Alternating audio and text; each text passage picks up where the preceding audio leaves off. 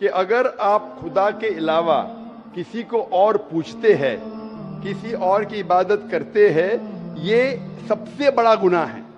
और अल्लाह ताला फरमाते हैं सूरह निसा में सूरह नंबर 4 आयत नंबर 48 में, और सूरह निसा सूरह नंबर 4 आयत नंबर 116 में, कि अल्लाह सुब्हाना व ताला अगर चाहे तो कोई भी गुनाह को माफ कर सकता है, लेकिन शिर्क को कभी नहीं माफ करेगा।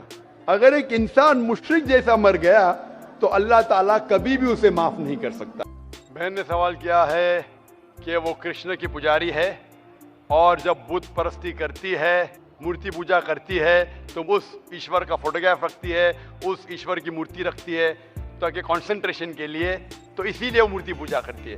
बहन, आपकी हिंदू धार्मिक किताब में लिखा है कि मूर्ति पूजा गलत है, और मैं कई बार कह चुका हूँ, फिर से दोहराता हूँ कि लिखा है श्वेताश्वेतर उपनिषद में चैप्टर नंबर 4 मंत्र नंबर 19 और यजुर्वेद में अध्याय नंबर 32 मंत्र नंबर 3 में, न तस्य प्रतिमा अस्ति, उस ईश्वर, उस भगवान की कोई प्रतिमा नहीं, कोई फोटोग्राफ नहीं, कोई पिक्चर नहीं, कोई पेंटिंग नहीं, कोई बुत नहीं, कोई मूर्ति नहीं।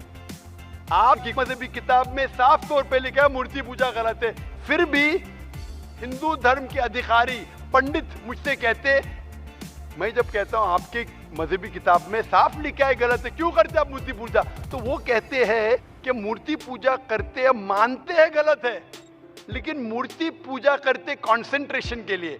जब हम हायर लेवल ऑफ कॉन्शियसनेस पहुंच जाएंगे तो मूर्ति पूजा की जरूरत नहीं। पहले शुरुआत में कंसंट्रेशन के लिए मूर्ति जरूरत है, हायर लेवल पे, हायर कॉन्शियसनेस पे मूर्ति की जरूरत नहीं। तो मैं उनसे कहता हूं, उन पंडितों से और आपसे भी, हम मुसलमान हायर कॉन्शियसनेस पहुंच गए, हमें मूर्ति की जरूरत नहीं। मैं इनसे पूछता हूं कि शुरुआत में कहते हैं कि स्टार्टिंग में जरूरत है, बाद में नहीं। जब आप स्कूल में जाते हैं, पहली कक्षा में आप बेसिक सीखते, कठिन चीज बाद में सीखते, 8वीं 9वीं 10वीं में। तो मैथ्स में अगर कोई कहेगा 2 + 2 = 5, आपने कहेंगे गलत है, मैं जानता हूं, 10वीं में आऊंगा तो कहूंगा कि 2 + 2 is not 5, it is 4। आप बचपन में ही कहेंगे भाई 2 + 2 4 is the foundation। अगर हर मजहब का फाउंडेशन है कि भगवान की मूर्ति नहीं है, फोटोग्राफ नहीं है, पुत नहीं है, फाउंडेशन ही जब पहले गलत सिखा रहे तो आगे जाके कैसी इमारत बनेगी। तो इसीलिए इन पंडितों से जब मेरी बहस होती है, गुफ्तगू होती है, वो जवाब ही नहीं दे सकते। वो कहते मानता हूं कि हमारी मजहबी किताब में गलत है, लेकिन फिर भी इनिशियली कंसंट्रेशन के लिए। तो मैं कहता हूं कि हम मुसलमान इनिशियली भी हमें जरूरत नहीं मूर्ति की ना बुत की, हमें हमेशा हक बात कहना चाहिए। और ये साफ तौर पे लिखा है सारी मजहबी किताबों में, चाहे हिंदू मजहब की किताब हो, ईसाई मजहब की, यहूदी मजहब की, इस्लाम मजहब की, मूर्ति पूजा गलत है और हराम है, और हमें इससे दूर रहना चाहिए।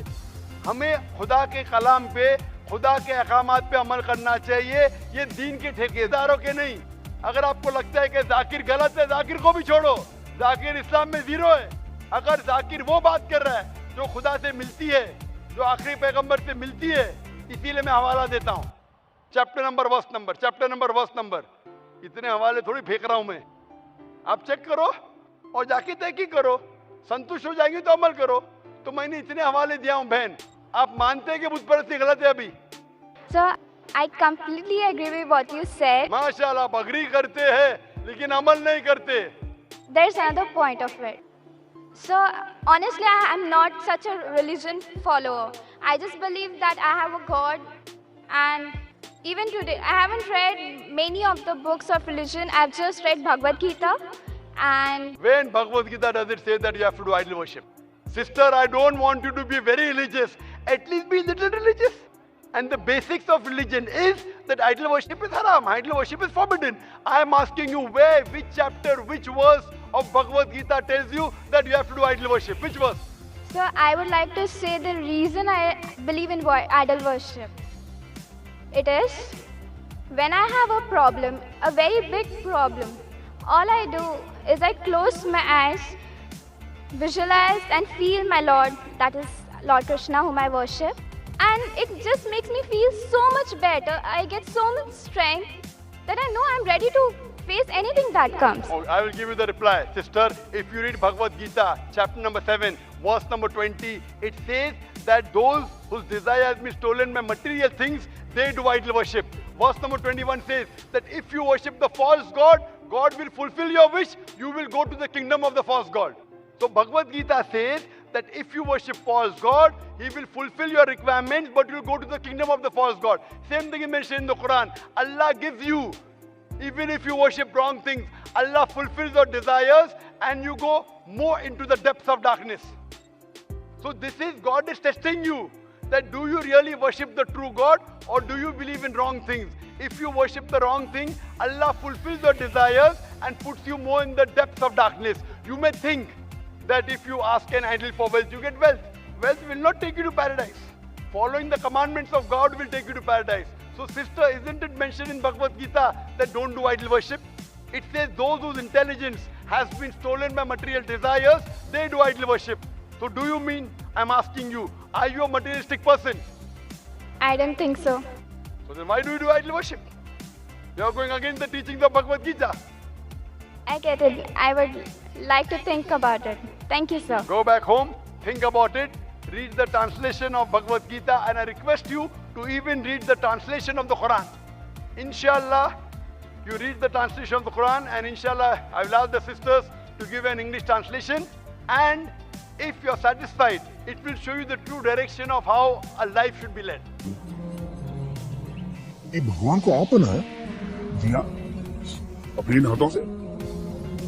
आप भगवान को बनाया कि भगवान आप? या भगवान ने हम सबको बनाया है। हमने तो सिर्फ इनकी मूर्तियां बनाई है। क्या बनाओ तो उनकी मूर्त, ताकि उनकी पूजा कर सके, अपने सुख दुख की बातें कर सके। करे भीतर ट्रांसमीटर बैठेगा, भगवान तक बात पहुंचा कैसे? अरे भगवान को किसी ट्रांसमीटर की जरूरत नहीं पड़ती, वो डायरेक्टली सुन लेता है। डायरेक्टली सुनता है तो फिर ये मूर्त की क्या जरूरत है?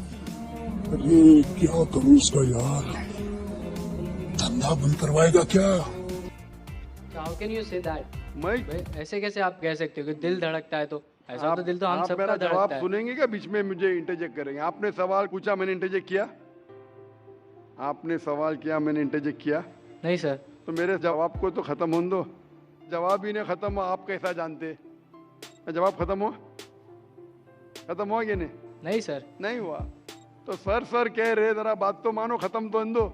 आप अगर बीच में इंटरप्ट करेंगे तो एक सवाल का जवाब भी नहीं दे सकूंगा, दूसरे पे जब मानने पड़ेगा मुझे। नहीं सर, आप बोलिए। तो आप जरा सुनेंगे मेरे जवाब को तो बोल सकूंगा मैं ना। आपका माइक खुला होने का मतलब ना आप इंटरजेक्ट करे। तो बच्चा जब पैदा होता है, मुझे कैसा पता है? क्योंकि किताब में लिखा है, अल्लाह के रसूल फरमाते हैं कि हर बच्चा जब पैदा होता है, खुदा कहता है हर बच्चा जब पैदा होता है मुस्लिम पैदा होता है, इसलिए मुझे पता चला है। आपने कुरान और हदीस नहीं पढ़ी, मैंने पढ़ा हूं। और दिल धड़कता, मैं डॉक्टर हूं, आपने डॉक्टरी की नहीं की। मैं डॉक्टरी क्या, मैं जानता हूं। बच्चा जब पैदा होता है सांस लेता है, सांस लेने से अल्लाह को पता चलता है ये मुस्लिम है, लेकिन इंसान को नहीं पता चलता है। तो माँ कहता है तो हमारे इंसान को पता चलता है, माँ। तो सबसे पहले अल्लाह, फिर माँ।